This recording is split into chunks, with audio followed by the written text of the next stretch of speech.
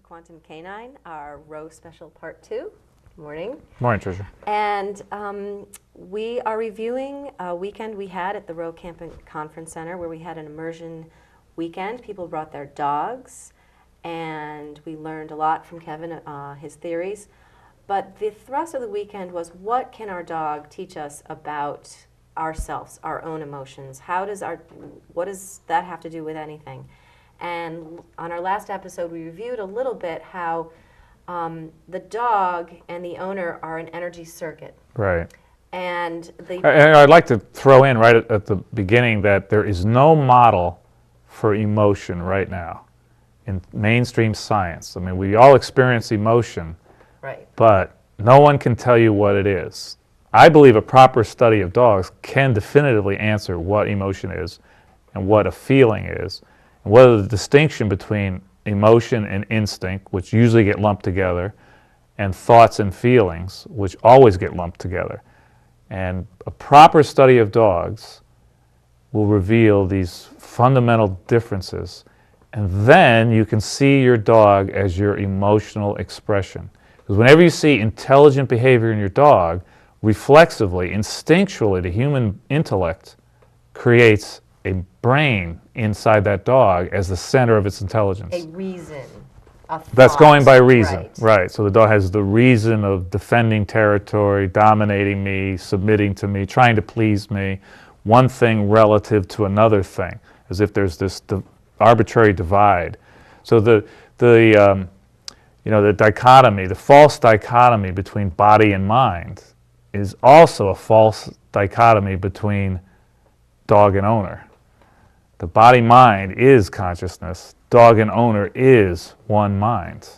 The dog and owner make up an energy system that's based on emotion, which is energy in motion. Right. It's an energetic circuit. Yes. And the dog that works right. according to laws of nature. There's no energy in nature that doesn't work according to laws, not by reason. Right, so there's no thinking involved. Right. The dog is is part of this energy circuit, this energy in motion that's moving in between the dog and the owner. And the one thing that we were really concentrating on at Rowe was people's unresolved emotions that they're not even conscious of. They got them deep down. They don't even know they're there consciously.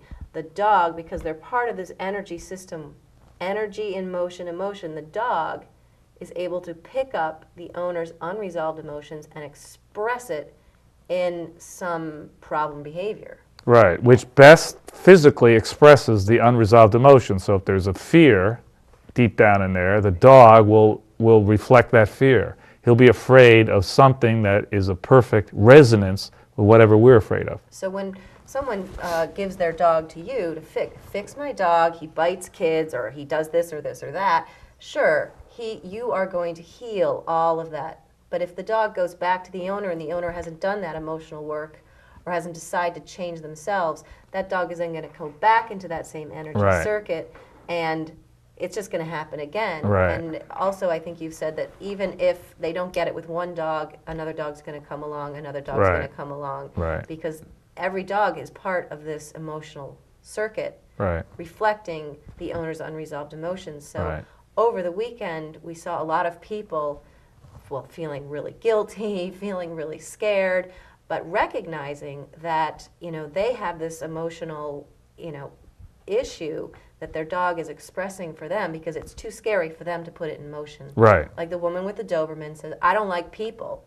Well, is it any surprise that her dog is terrified of people, especially men? Right. Because she's just gone through a terrible divorce and she feels she was really betrayed. Yes. She was betrayed, yes. So, her dog feels like every person is going to betray them. I mean, the dog doesn't cognitively think that, but that's the emotional energy. And if she can move that energy and she can accept her dog moving that energy, then there's going to be healing, right? Yes, and let's talk a little bit about fear.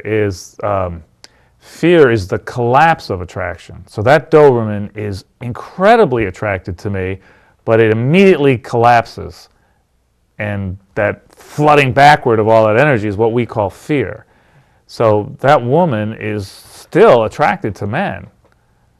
she wants a man But in her she's life. scared. Right. Right. I mean, she's Right. been betrayed. Right. So what she thinks, you could easily think, and again, she doesn't think that anymore, but one could easily think that I don't like men, Right. when that would be the farthest thing from the truth. Right.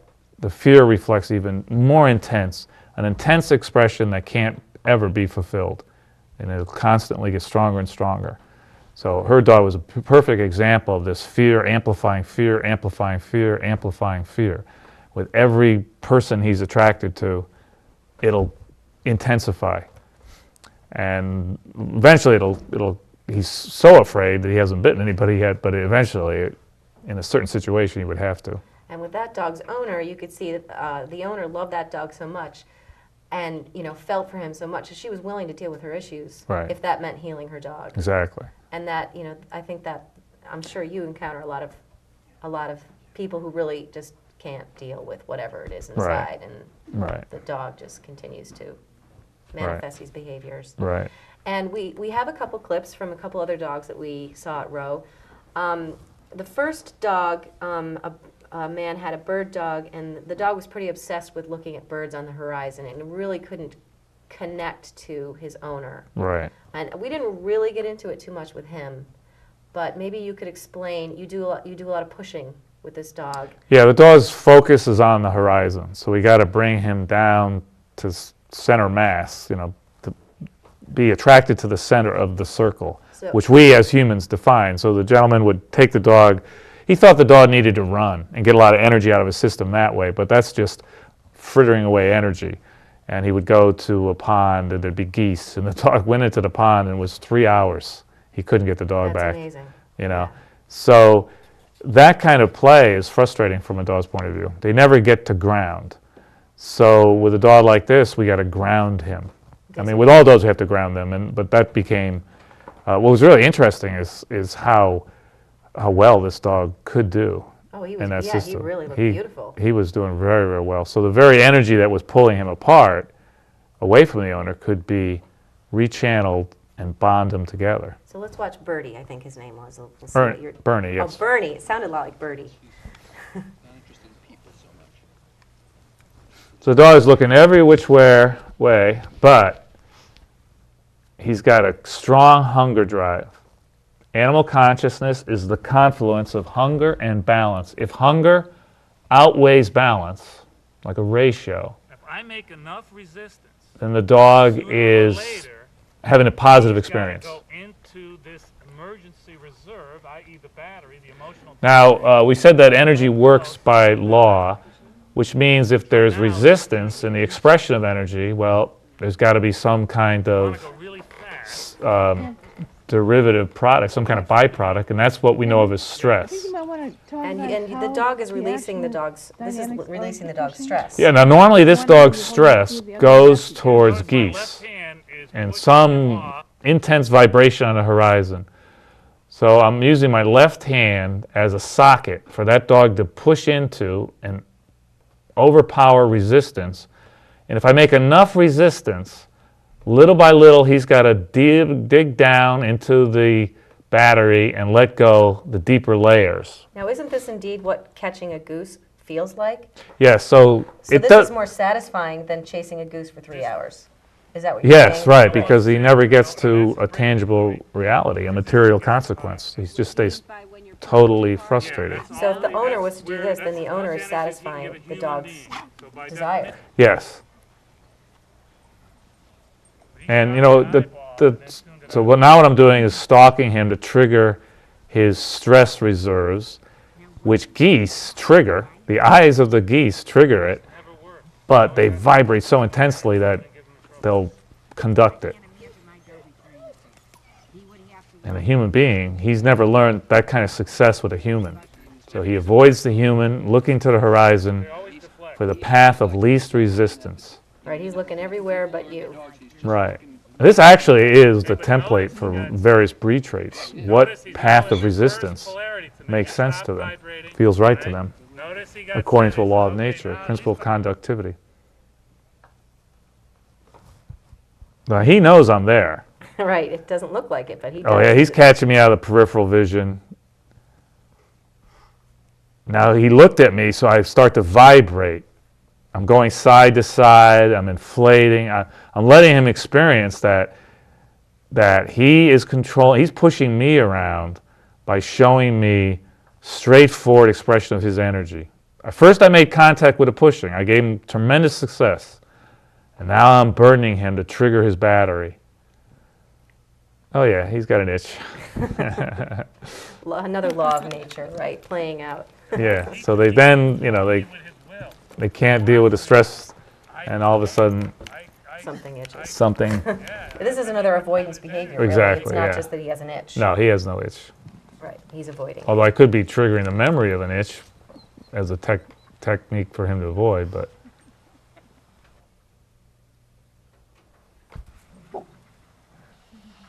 So if he shows me some straightforward behavior, You mean just by looking just at by looking at me, whoa, I have that has big impact. Which is how we as human beings gain success, a successful, confident view of the world. So I'm coming in kind of intensely, but I'm vibrating. I got food in my hand, keeping him directed. That's great.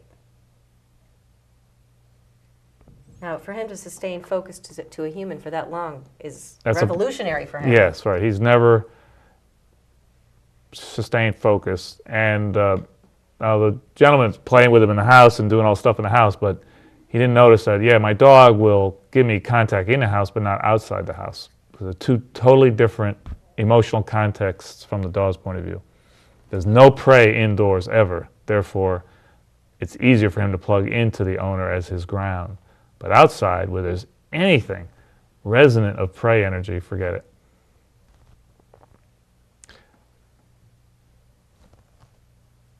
So we won't be able to see it on this tape, but he was really able to. Well, then I changed that into healing. I don't know if we have We that. don't have footage of that, but he Okay. was doing beautiful healing with you. He just Right. was really able to sustain contact. He was aligning himself with you. Dogs were barking, and he was channeling all that so-called distraction. That was just energy. I was the ground. Therefore, all that energy was going through his body, plugging into me. I'm bouncing it back to him and getting him to left and right and this and that, what we call healing, which really is healing. And he's learning, we're playing ping pong. The energy's going to me, going back to him, going to me, going back to him. And that back and forth is new energy. So, for example, you put yourself on a swing and you go back and forth. Well, that's new energy every swing. Yeah, you're doing the same thing over and over, but it is new energy. You are feeling, by the way, weightless. You go into a state of suspension after a while. We can get into that too, what I mean by heart. You go back and forth, back and forth. So I'm doing the healing. Eventually, the dog gets to a state of total suspension, where he then, his internal focus goes on his heart. That's where all true feelings begin from the heart and are in a feeling of weightlessness. We could also call it resonance. That's why we like to listen to music, because we reference our heart and then we can feel the ups and the downs, and the deep rhythms trigger our deep, deep, deep battery, layers of battery. And that's summoned up to the top where the higher instruments express it, articulate it into these rhythms and patterns. And that gives us a feeling of resonance, i.e. weightless, which is why, when they write reviews, the soaring areas, because you actually do feel lifted. And so, for my sort of less complicated mind, the change I saw in this dog is first the owner wasn't really giving any coherent path for the energy. He was just letting it bleed out into everywhere. Yeah, he thought exercise for the point of exercise was therapeutic, and that's not true. And what you did was you moved energy in a coherent manner, so that eventually, when he was healing, he was weightless. He was Right. really. He was backing up, he was left, right, he was in total suspension. And this is what's really interesting is, I call it nuclear fusion, and there becomes one emotional body, one emotional center of gravity. So when I turn on my axis, the dog feels the exact same turn. Right, you're moving as one being. Yeah, so the left turn, the right turn, the back pedaling, the running fast, slowing down, which is, I think I might have mentioned earlier, why dogs like car rides. The reason dogs love car rides is they're attracted to us. There's resistance. That causes stress. They get into the car. They project this stress into our physical forms, and then we all start moving in rhythm. We all move in the same We're all, the direction, road goes right? this way, we go that way, it goes this way, go up, so it goes down, forward and backward, and they feel weightless. We physically get induced into a state of emotional suspension, and they then feel weightless. So this is the real purpose of stress, is it forms up as a big, dense, molten ball in our gut, the deepest part of the battery. We involuntarily and unconsciously project it into the forms of all things. And then if it returns to us in a smoothed out fashion, we feel lifted, pleasure. i.e. healing, what you're doing with the dog when you're moving in this coherent way, instead of just letting the dog run and bleach out. There is no, like, I don't want to use your word, I'm trying to think of another word, but resonance. There's no Yeah, but with the bird, together. exactly, he projects into the goose takes flight, he feels lift, but nothing ever comes of it. There's no And then connection, it collapses. Right. And then he's got to pick up another, so it's like an addiction. He gets a little bit of the high, the rush, and that's it. But he never gets real satisfaction. He never gets to completion. Right. Of course, unless he's coming home with goose, he's not getting completion. And if the owner's getting a ticket because his dog is eating goose, killing geese, the owner's going to be vibrating. The dog's going to feel that, so it can never get to resolution.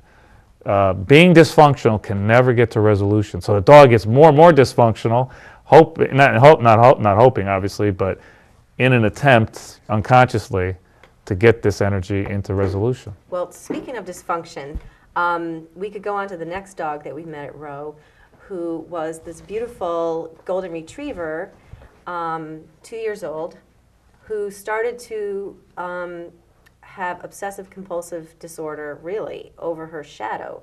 She couldn't move. She was completely imprisoned by her shadow and looking at her shadow. I mean, she couldn't do anything but look at her shadow and chase her shadow, and it was heart-wrenching. It was heartbreaking to watch. It was like she was in prison.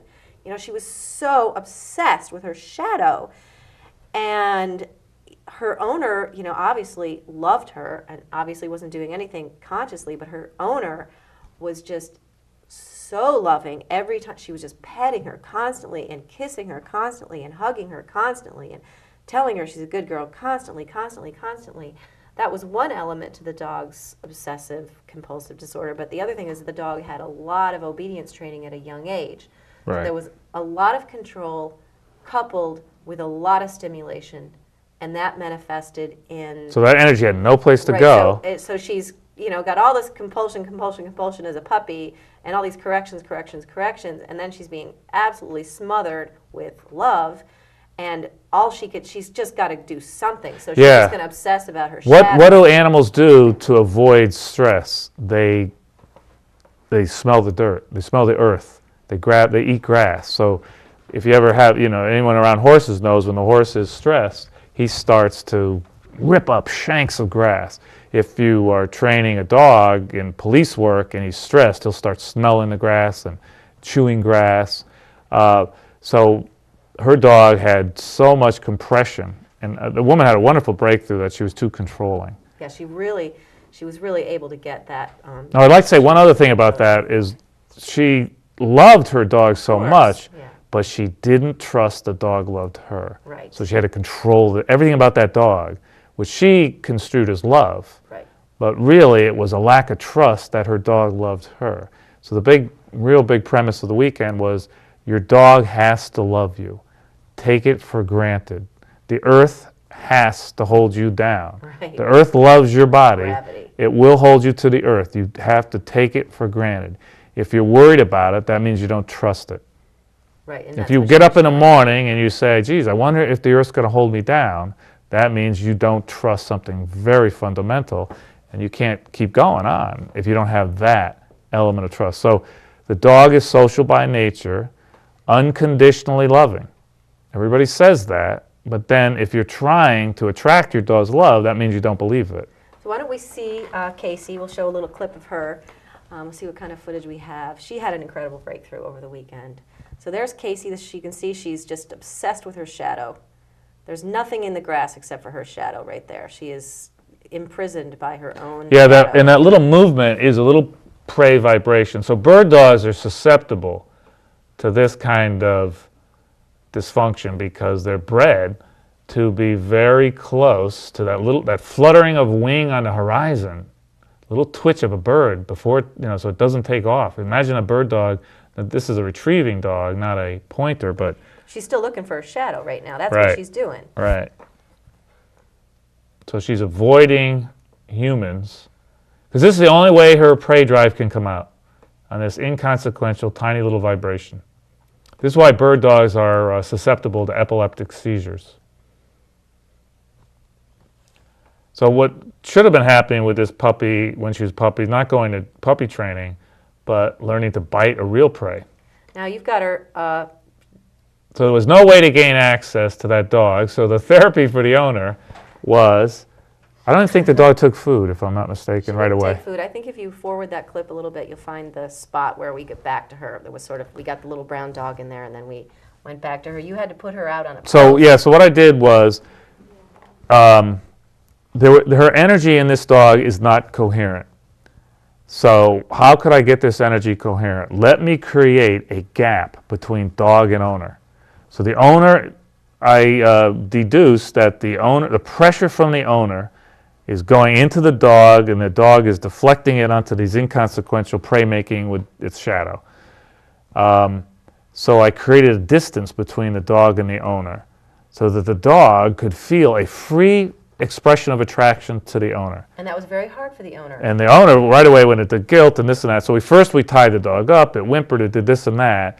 But that dog was out there for 4 or 5 hours, and it eventually settled down and started studying its surroundings. Which it had never done before. Never done before. It didn't even know where the heck it was. It started looking at the owner, and I had the owner walk around the perimeter of the field and play peekaboo behind a tree and keep moving around. Eventually, the couple just ended up sitting amongst us in the crowd, and the dog laid down and waited for hours. And what I was trying to explain to the woman is that when she goes back and she gets the dog, from the dog's point of view, that's just one moment. The dog felt so centered, so grounded, it nested up and just studied everything that it actually felt complete.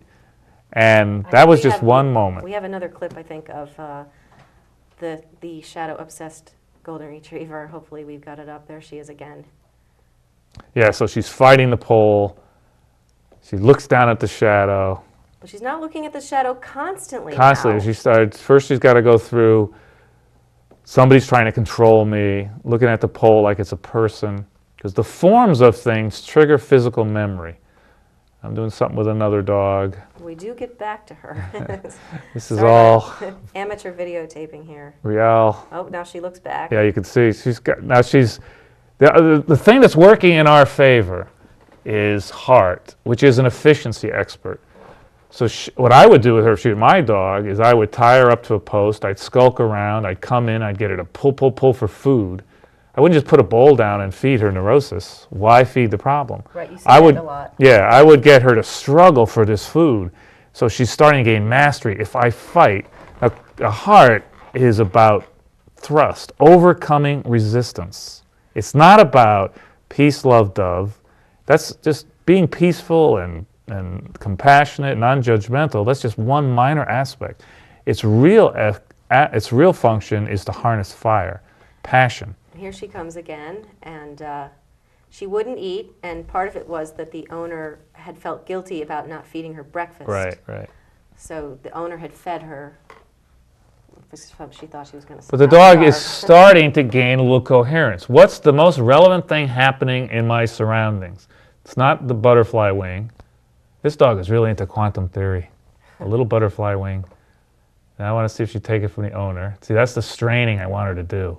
To fight for what she wants. That becomes a principle of mastery. There she goes. Now she can take the food from the owner. Now the fact that she can't take the food from me and she can from the owner reveals an internal block. The dog is really self-confident. He'll take food from anything. Take food where he can get it. But she's now gaining a coherent impression of her owner. The owner has something positive I want, and I can overcome resistance to get it. If she overcomes resistance to get it, she's got to go deeper and deeper into her emotional memory bank, the battery, and bring up old energy. Now that old energy is the imprint, is what caused her to chase her shadow. Is it all that loving, Yeah. intense amount of loving? Right. And Now if this were an aggressive breed, it might bite the owner for being in her face all the time and smothering her, or bite something. But it's going to be an implosion instead of an explosion, I see. because it's a bird dog.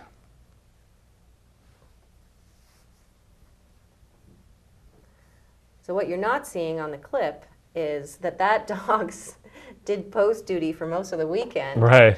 And the Was owner totally calm and really happy. struggled with it. The owner had a hard time with it. But the Now great here comes all that puppy training, bad dog training. Here's the food. she The won't dog take it. won't take it because I must be in trouble if I want something around my owner.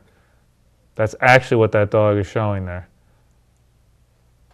Because the dog never knows why it gets corrected. It has no idea why it should keep the house clean and stay in the backyard, not chase the neighbor's cat. That's just human reason. We think the dog should have an idea of those things. Right. That it's fair what we do to it. But fairness is a thought. So hunger is on our side. There's no way this dog will not take food. What we also don't have on the tape was the next day. The grand finale was I had the woman hide in the woods, and this dog ate the woods up looking for her. It was incredible. And the woman was on such sky high realizing, my dog loves me. My dog will tear these woods inside out to find me. She never took that for granted. Because she had spent all weekend, her poor dog had to be on post duty, and she was feeling like she was a terrible pet, Right. terrible pet owner, and Right. now she was feeling real shame, and she was Yes, she feeling like was. she had done a great disservice to her dog. Which So- really is, what I like to tell people is if you take your dog's behavior personally, and who doesn't, Right. what person are you really trying to connect with? So that whole time that dog is whimpering this and that, if she pays very close attention to the way she's organized, she will feel someone looking at her behind her. Something's over her shoulder looking down on her. The owner, the pet owner. The pet owner, somebody's judging against what her dog is doing, and that's where her shame is coming from. And that's why she wants to calm that dog down. And really and truly has nothing to, in her own psyche, her own psychology has nothing to do with trying to help that dog all those months and years. She was trying to keep that dog from getting her in trouble with whoever it is looking over her shoulder. That person who has a judgment against her, Right. or the whole judgments that she's obtained her Exactly. whole life from just from being, Right. domesticated, being a human being. Let's just say we have the world's greatest parenting as infants, and we're raised with unconditional love. Anybody even on earth even knows what that is. But let's just say you have all that. Well, you're going to meet resistance. If you have any lack of self-acceptance and self-worth, you're going to judge against yourself. Even though nobody did anything to you, you will do it to you. Right. And so anyhow, we're all going to end up with stuff. And that we will then our brain lies to us. It'll make up a person. I see. And so she was seeing a person behind her, judging her. But in general, we all have a pretty good idea who that person is. Right, So yeah. you don't have to look too far. Yeah, I'm not guessing. I know who it is in Exactly. my life. But it was great for this woman who had really spent the whole weekend feeling like she had really done this great disservice to her dog, and she had completely messed up because her dog was tied to the post all weekend, and then to see her dog just Galump.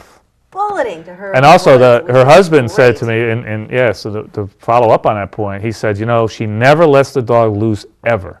She's always got it on a leash, always under control. And he said, if we turn this dog loose in the woods and play hide and seek, it's not going to run away. He said, no. And so it was such. Her heart opened up when she saw her dog flying around in joy, having fun looking for her, and then running back into the crowd to see her husband, and then I'd have her hide again deeper in the woods, and the dog would come flying to her. When she saw her dog flying, her heart was flying. She was in tears. She was She was actually crying, overwhelmed with joy. Right. It was such a great. It was really neat. transformation. Yeah, they were making all these revelations based on control between each other.